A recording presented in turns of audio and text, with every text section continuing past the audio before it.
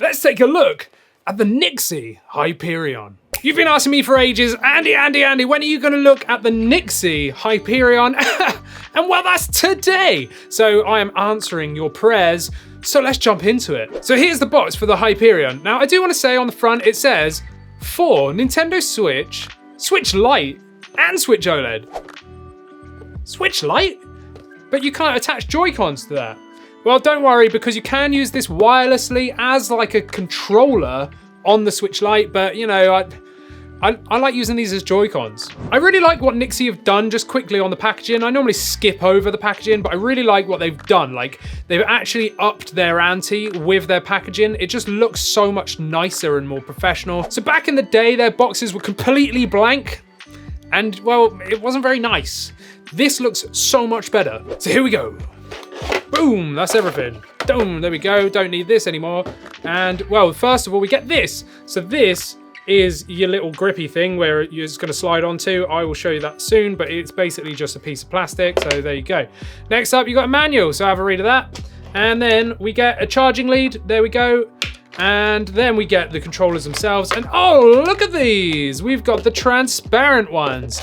These do actually come in different colors, and well, I've got the transparent ones, and I'm pretty happy with that. I've always liked being able to see what's like inside the controllers, you know, I think that's really cool, but they do different colors as well. But I do want to say the transparent ones have like slightly different RGB LEDs than the non-transparent ones, right? But you'll see those RGB LEDs when we turn them on and I turn the lights out. They're a bit of a different shape to the older ones, and we will have a sort of comparison to them very, very soon as well. So I will get the old ones out and we can have a look at them. But just looking at these, like, you know, rolling them around, you can see how big they are and how much ergonomics they have as well. And well, whilst we're here, let me tell you about the features. So these have rumble, they've got gyro, they've got changeable RGB LEDs in them. You've got an actual D-pad just here. You can use them wirelessly with this. So you can slide them onto here and actually use this as a controller.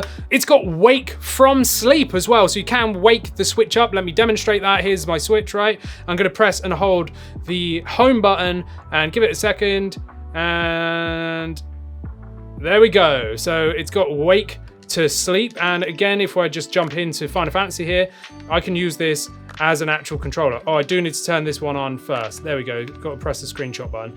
And there we go, I'm actually playing a game right now. So you can use these wirelessly. And on top of that, you have turbo as well. So turbo is where you set a button to sort of repeat for you. So let's say, for example, I put turbo on A, I pressed and held A, well, the controller is just gonna keep pressing it for me. Even though I'm not doing anything, it's gonna go A for me. And if I did turbo again to that same button, I press it once, and then it will keep using that turbo until I press it or disengage it by pressing the combination again. On top of that, we also have macro paddles. So we've got vibration control up on the top here as well. So if I didn't say already, they do have rumble, and you can adjust those by those buttons just there. You've got the macro button up on the top there, and that macro button lets you assign any other button essentially, or direction or whatever, onto that. But you can also do a macro onto this. So what I mean by that is actually you can program multiple button presses. So multiple button presses, I could do like A, B, Y, X, I don't know, like right stick in, for example, and assign that to this. And then when I press this, it will go A, B, Y, X, stick in.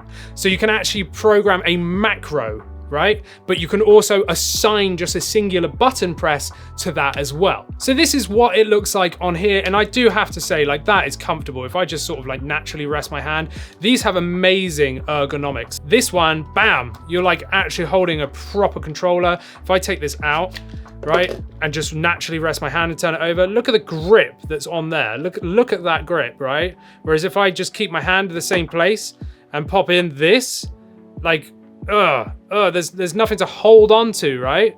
Whereas this one, bam, big old chunky bit on the back just there, which sits in your hand, lovely. But of course, you can use them on the Switch too. So here is my Switch, right? Which is like this. And now let me change them over to the Hyperion. Boom, there we go. Look how much bigger this is. You know, it is very, very big. It really is, but you've got such better ergonomics. If I sort of like just sit here like this, you can see how much room there is on my hands to like you know, hold on to this grip, it is really nice. And playing this for extended periods of time, it is just so much nicer. It really, really is. And you can actually get down to that right stick much nicer because you can see it's like flared out at an angle. Whereas these ones, when they're up like this, it causes your hand to cramp because you want to kind of be at an angle to get your thumb here, but you can't, right? So you're kind of crippling your hand down and it's not comfortable. Ideally, you want your hand to be out like this. And that's exactly what this does. So you can hold on and see how much more natural my thumb is there, just resting on this. It's a lot nicer. Now, button-wise and stuff, D-pad is a little bit meh. Like, it's okay. It's, you know, it'll probably get the job done. It's not the best I've ever felt. The face buttons, I actually really like. Like, they feel consistent. They feel nice. The sticks, they feel good as well. And they feel like they roll around quite nicely. They seem to return to the center quite nicely. All the other buttons are quite like, you know, clicky, I'd say. Triggers are a little bit more mushy and the bumpers are a little bit more clicky. And that's okay. I would have probably preferred them being a bit more consistent, but there we go. The back paddles are like clicky as well. So more like the bumper buttons like this, you know, they're more like the bumpers on the back just here. And that's pretty much all the buttons, right? Then of course you've got the vibration down there. So let me just turn on my switch and let's go in here. This is what this looks like. And let's just go and find someone to fight, shall we? In Final Fantasy just here. So there's a dude, let's go get him. So let's do this. Oh.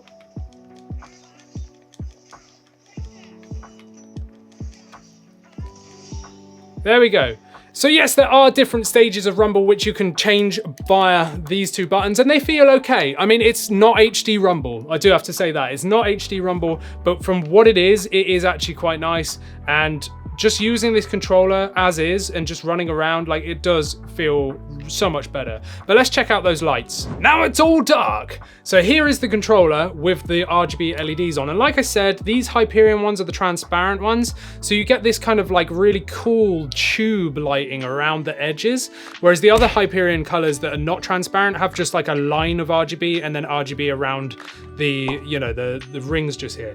Now I can change the color by pressing turbo in and stick.